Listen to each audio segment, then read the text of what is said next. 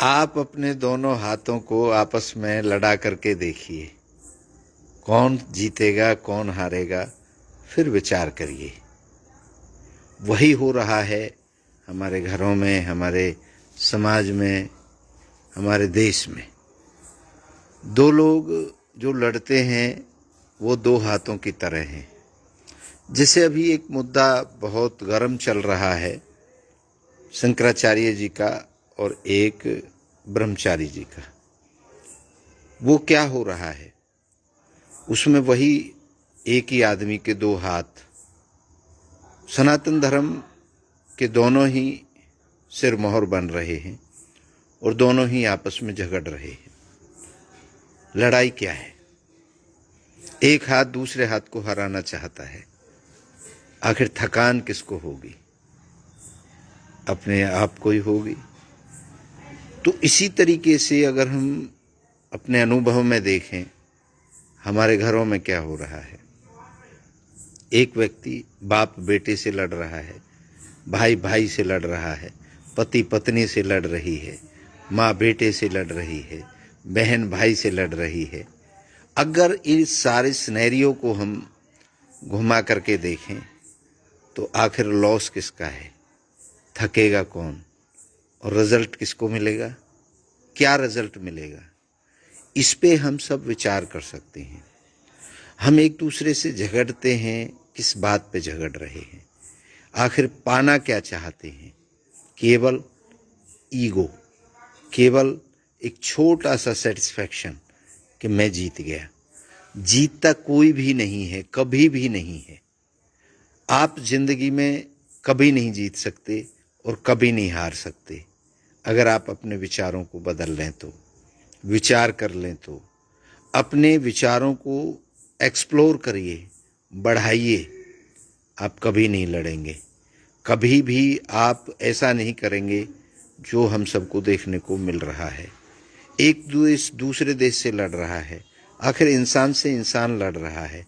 चाहे जाति के नाम पे लड़ रहा हो, चाहे धर्म के नाम पे लड़ रहा हो, चाहे देश के नाम पे लड़ रहा हो, आखिर ये लड़ रहा है। लड़ कौन रहा है?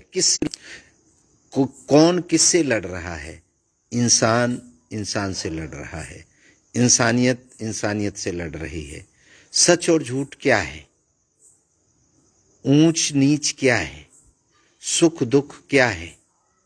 कभी इस पे अनुभव करके देखिए, क्योंकि हमने मान्यताओं में जिंदगी को जिया नहीं है, ढोया है। ढो रहे हैं आप जिंदगी। अगर आप मान लेते हैं, मान करके आज एक का वाक्य आपको बताता हूँ। एक कुछ दिन पहले एक मेरा किसी से कोई बात हो गई थी, कहा सुनी हो गई थी, हुई थी किसी और व्यक्ति से, और आज किसी आदमी ने मुझे बताया कि फलां व्यक्ति के साथ आपकी हुई थी। तो ये क्या है? एक चाइनीज कहावत है, वो यहाँ सटीक बैठती है।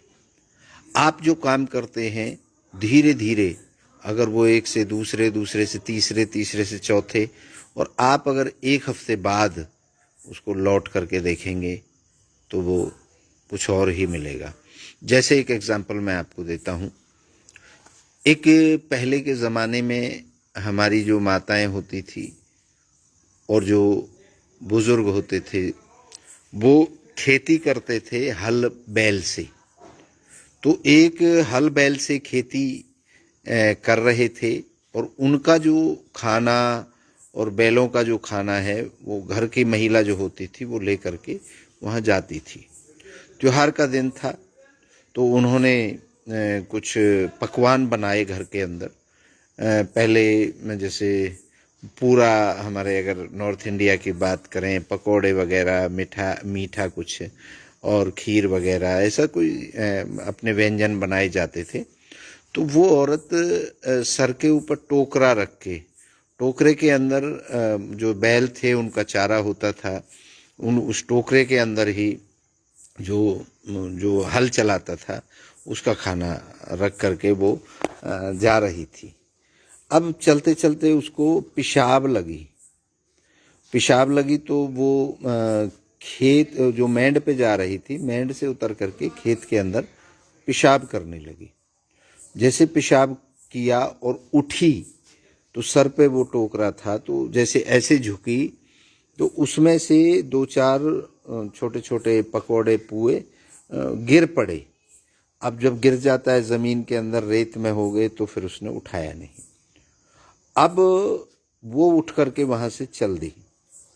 पीछे से कोई दूर से एक औरत देख रही थी कि ये औरत काफ़ी देर यहाँ बैठी है और इसने कुछ किया है।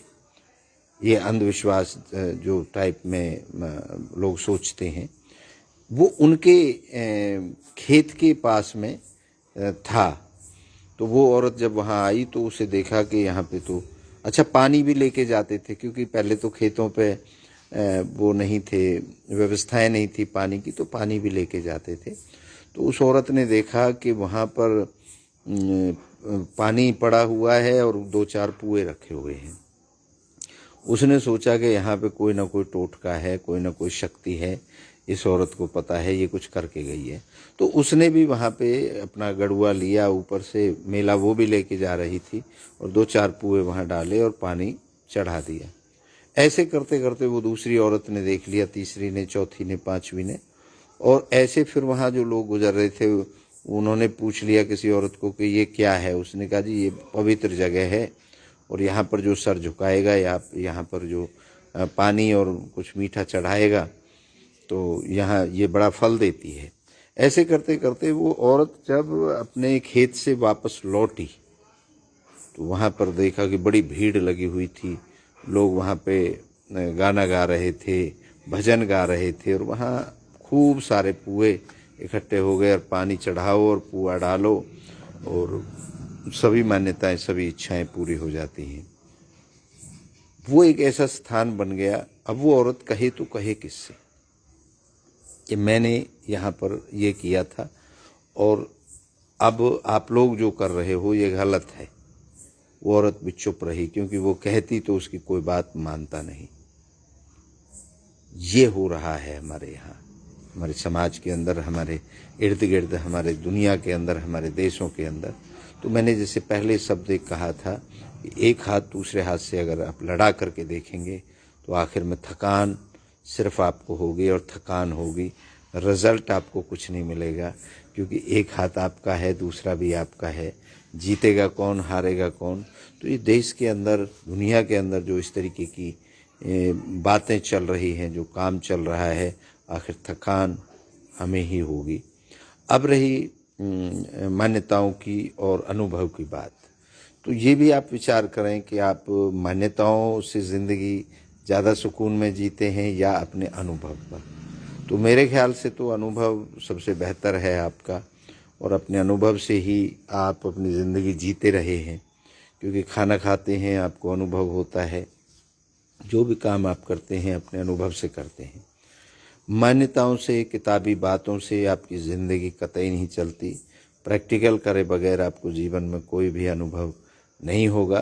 तो इच्छा पूर्ति दर्शन हमारा अनुभव का दर्शन है, वो जिस दिन आपके हाथ में आ जाएगा उस दिन आप अगर उसे अपने जीवन में उतार लेंगे तो मुझे लगता है कि आप एक दूसरे हाथ को एक दूसरे से लड़ाएंगे नहीं, बल्कि आप अपने एक हाथ से अगर किसी इच्छा को पूरा करते हैं तो दूसरा हाथ भी उसके सहारा देगा, और सहारा दे करके जब दोनों हाथ इकट्ठे होकर के किसी काम को पूर्ण करने में लग जाएंगे तो शक्तियाँ, जो उनका भार है वो बट जाएगा। दोनों हाथों से, पूरे शरीर से आप ताकत लगा करके आगे बढ़ेंगे तो ना तो आपको थकान होगी, और आपको जो सेटिस्फैक्शन मिलेगा आपके जीवन में जो आगे बढ़ने का, वो एक अलौकिक और संतोषपूर्ण होगा, आनंदपूर्ण होगा, सुखपूर्ण होगा।